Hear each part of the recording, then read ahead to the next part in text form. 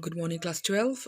Today I'm here with the subtopic, okay, what we're doing towards independence and partition, and this is the aftermath of your partition of India.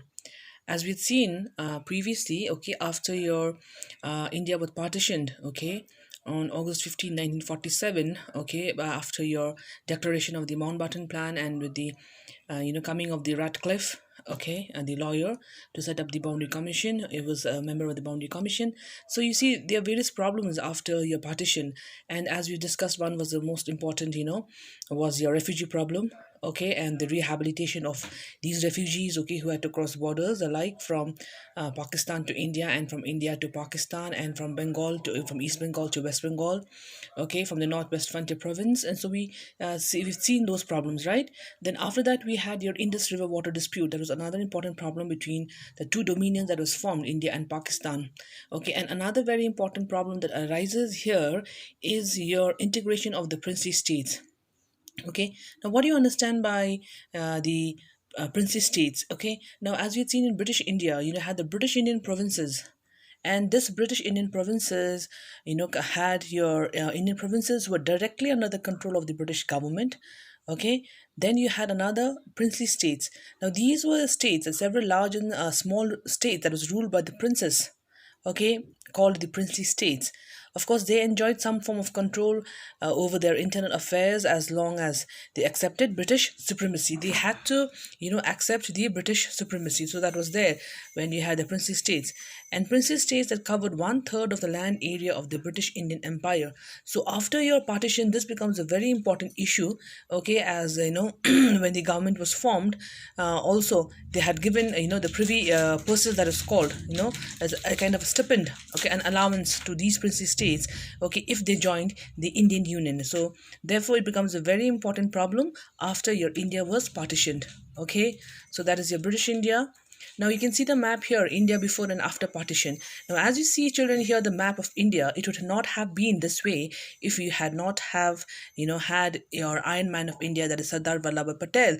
Okay, and of course we know through the facts also that Sardar Vallabhbhai Patel would actually be the first, a Prime Minister of India, okay, and not Jawaharlal Nehru.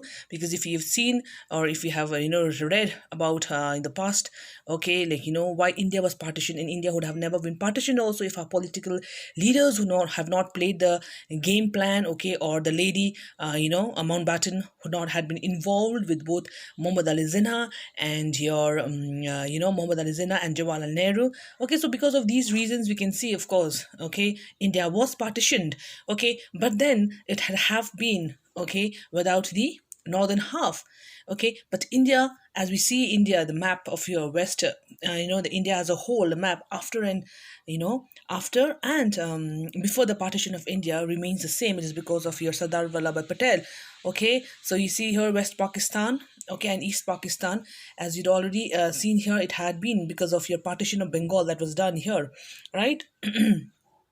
Uh, so then you have your East Pakistan, later called in Bangladesh, and that is your 1971, Liberation War, Bangladesh Liberation War. So that's the third Indo-Pak War as well. Okay, so that's how it was formed here. All right. So now then we have your division of East Pakistan and West Pakistan, but this belongs to Pakistan. But later on, okay, this part of Pakistan gets liberated from your West Pakistan. Okay, so we will go to that as well because we have to go to the third Indo-Pak was that's there in our syllabus. Okay, now what's the problem here now? The main It was announced by the British that with the end of the rule over India, supremacy of the British crown over princely states, would also lapse. That means it would stop till there. Okay, until then, before, after, sorry, the India, India was partitioned. Okay, we had already had 565 of princely states. Okay, and now that would become legally independent. See, and we'd already seen also as a provision of the Mountbatten Plan. Okay, that the native states were given what? They were given the option of joining. Okay, either the new state of Pakistan or the old state of India would remain independent. So you can go to the provision of the Lord Mountbatten Plan as well. Okay, so that specifically says, okay, they have the the liberation either to join the Pakistan or to join India. So this decision was left not to the people but to the princely rulers of these states.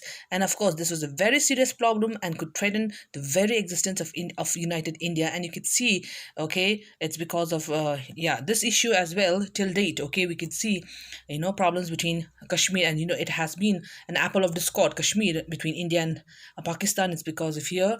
Okay, and till date, even today, okay, we can see that problem here, okay, between Kashmir and so Pakistan and India.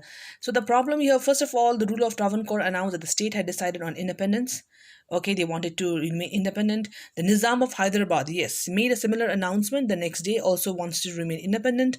And rulers like the Nawab of Bhopal were averse to join the Constituent Assembly. They did not want to. Okay, so from 565 states, princely states, okay, many of them joined the Indian Union.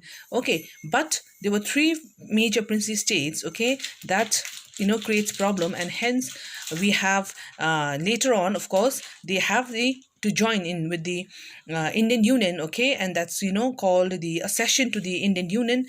After signing a treaty that's called the Instrument of Accession, so you have to remain. So Instrument of Accession, it is a legal, a treaty that was signed between the first Prime Minister of India, okay, and a legal document, okay, and between these princely states, so that they become the part of the Indian Union, okay.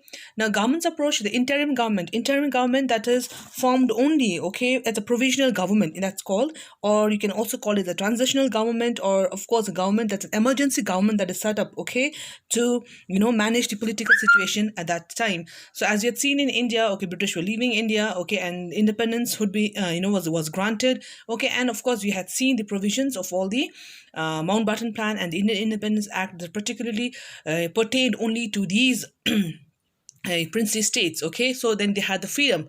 Now, the very important role that was played by here was by Sardar Vallabhbhai Patel, okay, who was your India's deputy prime minister at that time and the home minister during the crucial period immediately following independence. So he played a historic role in negotiating with the rulers. So he was the one who negotiated with the rulers, as I already said, okay, and he firmly but diplomatically and bringing most of them into the Indian Union, and that's how we have most of these princely states being a part of the Indian Union, except for three princely states who did not want to join. That was your that was your Pakistan.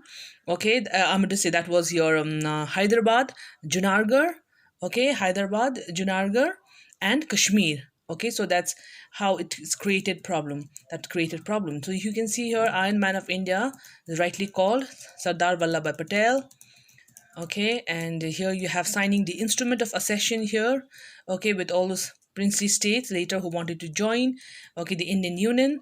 Okay, and then you have this, this is a very significant picture you can see here, because Vallabhbhai Patel, Mahatma Gandhi, and Jawaharlal Nehru, as I talked about the Mountbatten Plan, and Lady Mountbatten, okay, Edwina Mountbatten, who had come to India mainly for this purpose, that is the division of India and Pakistan, okay, and that was a terms and condition that was put forward by Jinnah also, that okay, India will not be partitioned if you give the prime ministership to to me, okay. And then of course Sardar Vallabhbhai Patel was the right man actually, okay, and that was what is decided with the plebiscite also in the Congress working committee, that Vallabhbhai Patel had got the major vote, okay, who would be the next prime minister of India, okay. But then again Nehru that's what he told Mahatma Gandhi, that okay, the Britishers would hand over, okay, the if you divide a Congress, okay, they'll hand over to the Congress that was led by Jawaharlal Nehru. That was what was promised, okay, because Britishers, they rightly believed, okay, that only in the appearance, okay, Nehruji, he was an Indian, okay, but with his heart, he was, the follower of Britishers, what Britishers said. So it was, okay, he would just remain still under the Britishers. So that was what, okay. So this is a talk going on between here, okay, but then we are grateful to our Sardar Vallabhbhai Patel, who's the Iron Man of India, and we still have the Indian map, as we can see the beautiful map, okay. Now the government's approach was guided by three considerations. What was it said?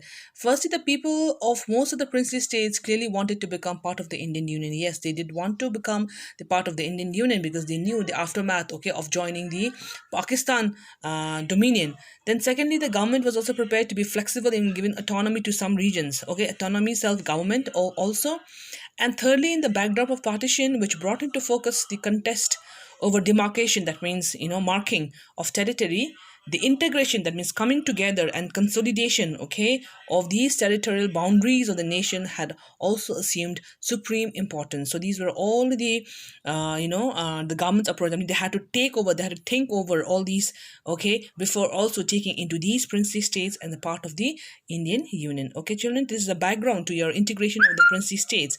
I want you all to go through it well, okay, see it, because tomorrow I'm going to come up with your integration of a princely state, that is Hyderabad, Junagadh, and Kashmir. Of course, very important issue, because that is the main reason for the first Indo-Pak War. Soon after independence, 1947, we have the 1948 Indo-Pak War. It's because of this integration into the princely state. Thank you, children.